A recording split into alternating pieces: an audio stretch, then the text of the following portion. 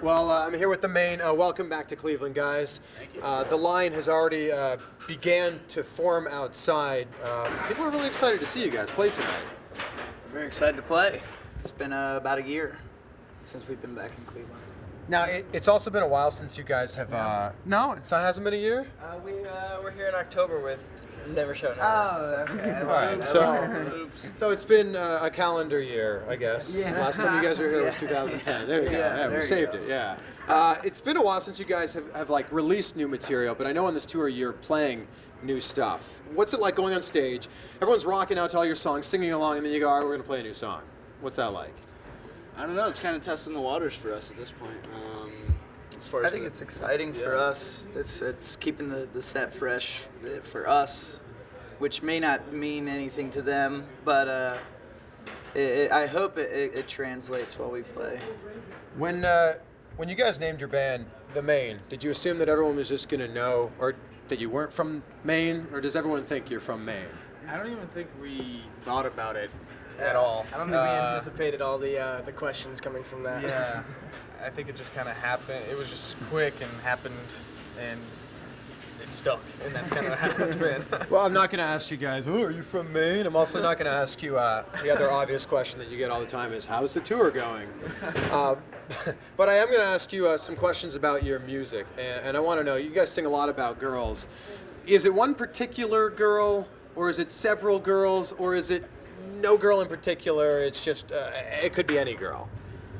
It might not even be girls. Okay. And not meaning it's boys, but it could be used as a metaphor. All right. Who is the girl that wears Prada? I don't know any girls that wear Prada. But Prada is what she wears. It is what she wears, and I'll meet her someday. But she's hypothetical. yeah. Oh, really? Yeah. Are you guys learning about this for the first time like I am? Yes, yeah. I'm figuring it out right now. All right. I know you guys have been spending a lot of time on the road. When was the last time you guys were home? We were home about a month ago. Yeah, it was only a month ago. And you're home for like a couple weeks? We were home for a couple weeks. We had just done a bunch of stuff internationally. We went to the Philippines and Australia and Europe, and then needed a break. And so we went back home and kind of got the set all amped up, so to speak. Rehearsed for about 3 weeks and then started this tour. When you go home, do all the venues there go, come on, you guys, can you just play one song? Can you just play a couple songs for us? Definitely not. No, Definitely not. No? Yeah. I mean, to be honest, we probably, could bring more people here than we can bring at a home. So it's kind of, I don't know. It's a weird. Yeah, it's kind a of weird weird for us like market. that. in Arizona. Hometown's great. There's nothing wrong with hometown, but sometimes getting out of Arizona is good for us and playing elsewhere. And I know you guys just played New York, and it was awesome because the show got sold out, and then you guys added on a second show. I mean, how does that feel? You're selling out one of the biggest cities in the world. It's humbling, yeah. I don't know. It's pretty surreal. I don't think it's set in yet. I don't know. You're also playing with Augustana. You guys just played in Boston a couple days ago. When they go to Boston, they have to play their song Boston as the first song, right? It's just kind of the way things go. I don't even think They've they been start with switching it up Yeah, every single night. They like to keep us guessing as far as their set list goes, but they definitely play that in Boston. Yeah. I assume so. Yeah, I think you have to play that first in Boston, right? I know you guys have been spending a lot of time on the road. How do you kill time when you're on the tour bus? We generally have acoustic guitars in the back lounge of the bus, and we kind of spend time jamming and writing songs for future endeavors. And movies get put on every once in a while, TV shows. Nothing too crazy. Was there one particular movie that you guys just keep watching? It's MacGruber right now. MacGruber! That's what's happening. It's usually whatever's on HBO, like that month or whatever in rotation. I think last tour it was Pineapple Express. Yeah. That was on like 70 times, and we watched it every single time. So So you guys are constantly writing songs. Like some bands will go into songwriting mode for a certain time of the year. They know that they have to write an album. For you guys, is it just an ongoing thing? yeah, I think creativity can kind of hopefully come at any point, and you've got to kind of be ready for that. So we don't want to just put all our eggs in one basket when it's writing time. I think you kind of cripple yourself if you just allot yourself a little bit of time to write. So we like to keep the door open. Do you wake up one morning feeling like super inspired and going, man, I gotta write this down, and we gotta like get into a studio and we gotta write this and record this? It happens so randomly. It's like even last night we were on the bus and had an idea and laid it down really quick, but you never really know when or where that's going to come from. So that's kind of the thing, is being ready to capture it and don't forget it. So you're saying there's a possibility that after tonight there could be a Cleveland-inspired song? Absolutely. There probably will be.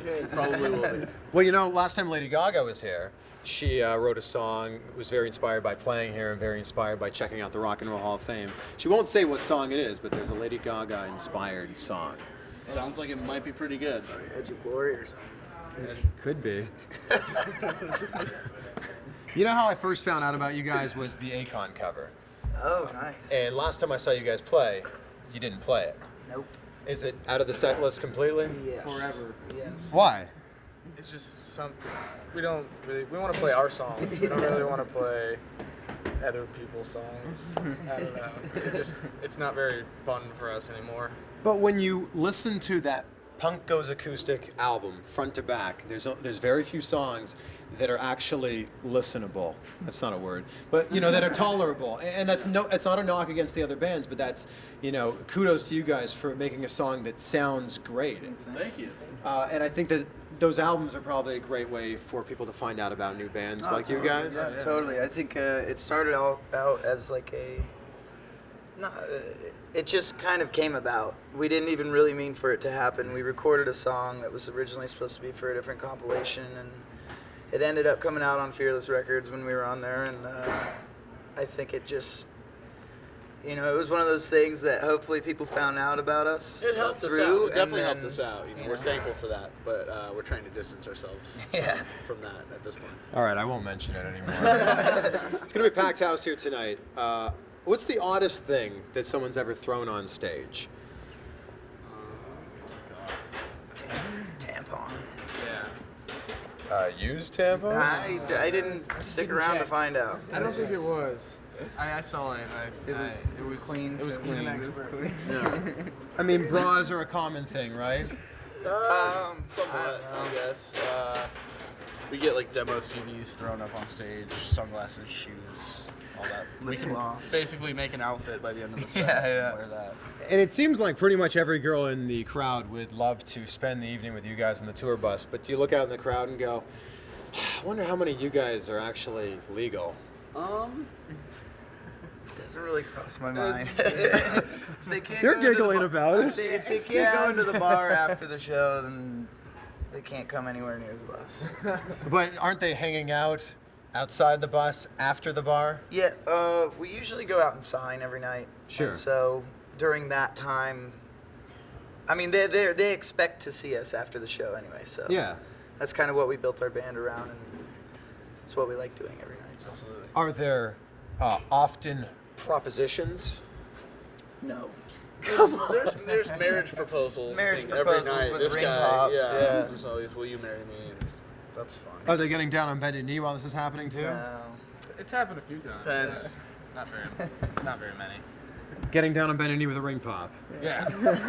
It's weird when you say it out loud. All right, I know you guys, like you said, are writing songs all the time. When can we expect to hear new music from the Maine? I think after this tour, we're gonna go and finish the record that we've begun working on, and hopefully we'll be back in the fall with a new record out. So there we go. The fall 2011. We're going to hear Yeah. new music from the Maine. Absolutely. Awesome. This is exciting. All right, guys, thank you so much for your time.